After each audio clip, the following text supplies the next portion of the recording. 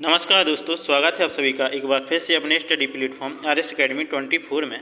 आज की इस वीडियो में हम जानेंगे भारतीय न्याय संहिता यानी BNS के बारे में कि कौन सी धारा कब और कौन सी केस में लगाई जाती है। तो वीडियो को शुरू से लेकर एंड तक पूरा ज़रूर देखें, क्योंकि आज की यह वीडियो बहुत ही महत्वपूर्ण साबित होने वाली है। क्योंकि आज की इस क्लास में उन्हीं धाराओं और केसों को शामिल किया गया है जो बार बार प्रतियोगी परीक्षाओं में अभी पूछे जा रहे हैं।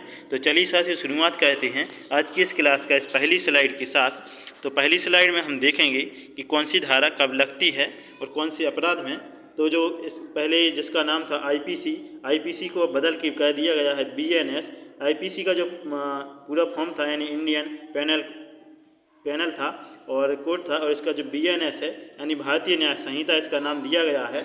तो सबसे पहले देखते हैं धारा 61 को। तो धारा 61 के अंतर्गत आपराधिक षड्यंत्र और साजिश जैसे केस शामिल होते हैं। जैसे आप कोई आपराधिक कहते हैं, कोई धोखाधड़ी कहते हैं, तो आपके खिलाफ धारा 61 लगाई जाएगी। और जैसे कि बलात्कार जैसे मामले आते हैं तो उनके लिए धारा 63 लगाई जाती है। और सामूहिक बलात्कार इसके लिए धारा 70 लगाई जाती है। इसके बाद जो स्त्री लज्जा भंग यानी स्त्री की बेइज्जती करने पर धारा 74 के खिलाफ केस दर्ज किया जाता है। और ताक झांक करना इसके लिए धारा 77 लगाई जाती है। और जैसे किसी का कोई पीछा करता है तो इसके लिए धारा 78 लगाई जाती है। जैसे कोई दहेज की वजह से मृत्यु कर लेता है कोई स्त्री या महिला, तो उसके लिए धारा 80 बनाई गई है, यानी धारा 80 के तहत उसके बाद केस किया जाएगा। इसके बाद अगली स्लाइड में देखते हैं कि धारा 85 है। धारा 85 किसी स्त्री के पति या पति के नातेदार द्वारा उसके प्रति क्रूरता करना यानी महिलाओं के साथ यानी ज़बरदस्ती करना किसी पति या फिर पति के रिश्तेदार द्वारा, तो धारा 85 के तहत कार्रवाई होती है। इसके बाद धारा 87 है। धारा 87 में किसी स्त्री को विवाह करने के लिए अपहरण करना यानी ज़बरदस्ती अपहरण करके विवाह करना धारा 87 के तहत केस बनता है। इसके बाद धारा 88 गर्भपात करना और धारा 101 के द्वारा हत्या का केस लगता है। जैसे कोई व्यक्ति किसी की हत्या कर देता है तो धारा 101 के तहत केस दर्ज किया जाता है। और गैर इरादतन हत्या करना इसके लिए धारा 105 बनाई गई है। और तेजी व लापरवाही से काम करते हुए किसी व्यक्ति की मृत्यु होना इसके लिए धारा 106 लगाई गई है। धारा 108 आत्महत्या का दुरुपयोग करना इसके लिए धारा 108 बनाई गई है। हत्या करने के प्रयास के लिए धारा 109 के तहत केस दर्ज किया जाता है। इसके बाद अगली स्लाइड है, इसमें देखते हैं धारा 113। धारा 113 आतंकवादी कृत्य कहता है जैसे कोई संगठन है तो उसके लिए धारा 113 के तहत केस दर्ज किया जाता है। स्वेच्छा अपहति करना यानी किसी की बेइज्जती करना धारा 115 के तहत केस दर्ज किया जाता है। धारा 118 इसके लिए खतरनाक आयुधों या साधनों द्वारा स्वेच्छा अपहृत करना। धारा 121 के द्वारा लोक सेवक को अपने कर्तव्य से भयोपरत करने के लिए स्वेच्छा अपहति कारित करना।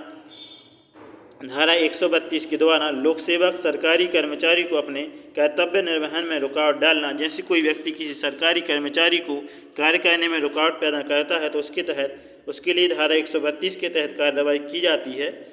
इसके बाद धारा 147 भारत सरकार के विरुद्ध युद्ध करना या युद्ध का प्रयत्न करना या दुष्प्रेरण करना। जैसे कोई व्यक्ति या संगठन भारत सरकार के विरुद्ध युद्ध करती है या युद्ध का प्रयत्न यानी कोशिश करती है तो उसके लिए धारा 147 के तहत कार्रवाई की जाती है। इसके बाद धारा 147 है भारत सरकार के विरुद्ध युद्ध करना या युद्ध का प्रयास करना। इसके बाद धारा 148 राज्य के विरुद्ध कतिपय अपराधों को करने के लिए षड्यंत्र यानी कि धोखाधड़ी या साजिश करना राज्य के विरुद्ध, तो इसके लिए धारा 148 का उपयोग किया जाता है। धारा 149 भारत सरकार के विरुद्ध युद्ध करने के आशय से आयुध आदि संग्रह करना यानी कि जो अस्त्र शस्त्र होते हैं उनको इकट्ठा करना, तो ये धारा 149 है। 150 धारा है जो इसमें युद्ध करने की परिकल्पना के आशय से छिपाना यानी जैसे कोई युद्ध करना चाहता है तो उसके आशय को छिपा रहा है तो धारा 150 के तहत कार्रवाई होती है। धारा 152 देशद्रोह के खिलाफ जैसे कोई संगठन या गतिविधि करता है जो देशद्रोह के जैसा है तो उसके लिए धारा 152 लगाई जाती है। धारा 170 रिश्वतखोरी के लिए जैसे कोई कर्मचारी अधिकारी रिश्वत लेता है तो उसके ऊपर धारा 170 के तहत मुकदमा दर्ज किया जाता है।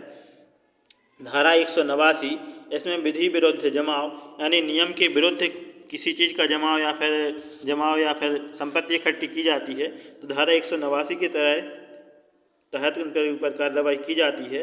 धारा 191 बलवा या दंगा करना, जैसे कोई संगठन दंगा या प्रसाद फैलाता है तो उसके ऊपर धारा 191 के तहत कार्रवाई होती है।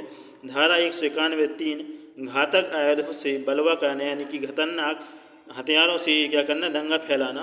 धारा 212 झूठी जानकारी देने के खिलाफ, झूठी जानकारी देने के तहत कार्रवाई की जाती है धारा 212 में। तो चलिए साथियों, ये थी हमारी मुख्य धाराएं जो अभी प्रतियोगी परीक्षाओं में पूछी गई हैं। आई होप कि आपको ये धाराएं भारतीय न्याय संहिता की बहुत अच्छी लगी होंगी। तो हमारे चैनल RS Academy 24 को सब्सक्राइब कर लीजिए, जिससे आने वाली सभी क्लासेस की नोटिफिकेशन आपको हमारे चैनल पर मिल जाएं। हमारे चैनल पर सुबह से लेकर शाम तक लगातार क्लासेज अपडेट की जाती हैं। इसी प्रकार की और अनोखी वीडियो जानने के लिए चैनल को सब्सक्राइब अवश्य कर लें, जिससे आप एक बेहतर तैयारी के साथ एग्ज़ाम दे सकें। इसी के साथ जय हिंद, वंदे मातरम।